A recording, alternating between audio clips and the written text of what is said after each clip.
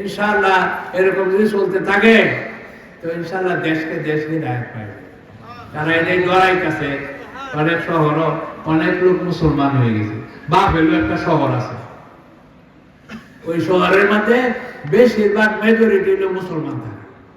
ওই শহরটা আছে কি মরা শহর। অনেক সময় এরকম হয় দেশের মধ্যে, ওই দেশটা একটু ভিন্ন রকম। এক এলাকায় একদিন ইলেকট্রিসিটি গেছে গা, এরপর থেকে এই জায়গায় সব মানুষ জায়গা এই বাসা বাড়ি তো সারিয়ে দিছে, এখানে আর কেউ বাড়াও যায় না। কারণ একদিন যে ইলেকট্রিসিটি গেছে গা, হাজার হাজার ডলার ক্ষতি হয়ে গেছে। কথা বুঝেন? তারা ফ্রিজও জিনিস আছে, কাজ চলে না, অফিস আদালত চলে না। কথা বুঝেন নাকি? বেকার হয়েছে। তো কিছু কিছু শহর এরকম বেকার হয়ে যায়, তো ওই শহরের মধ্যে মুসলমানকে আস্তে আস্তে জায়গা লইছে।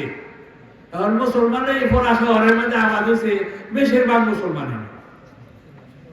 একটা শহর আছে ডিট্রয়, বাফেলোর মতো। আশেপাশে যে মসজিদ গুলো আছে, এই আধা মাইল এরিয়ার ভিতরে 5টা মসজিদ আছে। কথা বলেন না? আটে আটে গেলে মসজিদ পাওয়া যায়, ডিট্রয়েটে পাওয়া যায়। ওই ডিট্রয়েটের মেয়র হয়েছে মুসলমান। কথা বলেন না আপনারা? মেয়রও মুসলমান হয়েছে, কাউন্সিলম্যান মুসলমান হয়েছে। মুসলমানের সব কিছু করে। যারা মেজরিটি হয় তারা সুবিধা দেয়।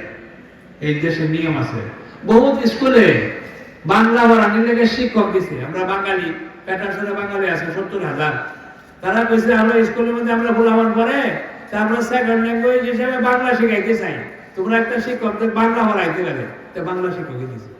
আরবিরা এরকম আছে, শতকরা 60 জন ছাত্র আরবের এলাকার লোক থাকে। তারা দরখাস্ত লিখছে যে আমাদের ছেলেদেরকে আমরা সেকেন্ড ল্যাঙ্গুয়েজ হিসেবে আরবি পড়াইতে চাই, একজন শিক্ষক আরবি দেও। তারা আরবি শিক্ষক দিয়েছে। কথা বলেন নাকি?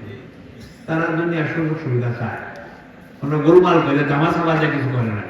কথা বুঝতেছ? তো এই জন্য আইন কানুনের সম্মান আছে, মানুষের যোগ্যতার সম্মান আছে, যে কাজ করে তার সম্মান আছে। একজন লোক যদি এলাকার দুর্নীতি দূর করতে পারে, আগে অনেক জায়গায় আসলে একটা যাওয়া নিত দিনও ভয় পাইত। এই জায়গাগুলো আমার নিরাপদ হয়ে গেছে মসজিদ অনেক কারণে। জায়গার দাম বাড়িয়ে গেছে, যে আমরা কি বাড়ির দাম আছে 5 লাখ টাকা, এখন 8 লাখ টাকা হয়েছে মসজিদের কারণে। কারণ মুসলমান সবাই চায় মসজিদের কাছে বাড়ি কিনে নেবে, কি কম চায় না? ওই এলাকা আমার নিরাপদ। এখন সরকারি ভাবে পয়সা দেয়, তো তোমার উসিলার জন্য এলাকার দুর্নীতি দূর হয়েছে, তো তোমার আমরা অনেক পুরস্কার দিতেছি, তুমি এই কামটা আরো বেশি করে করো। বুঝছেন না? তো এরকম আলহামদুলিল্লাহ ওই দেশে মানুষের যোগ্যতার সম্মান আছে, যে কাজ করতে পারে তারা সম্মান দেয়। এই জন্য ওইখানে ইসলামের কাজ বহু চলতেছে, মাদ্রাসা হইতেছে, মসজিদ হইতেছে, ঈদগাহ হইতেছে, এরকম সব রকমের কাজ চলতেছে। আপনারা দোয়া করেন আল্লাহ পাক তারা তৌফিক দেয়। এখন যে নিউ ইয়র্ক একটা শহর, এই মেয়র রয়েছে মুসলমান। কথা বলছেন, শুনছেন আপনারা? শুনেন একটু শুনে যে তারা খবর টবর শোনেন।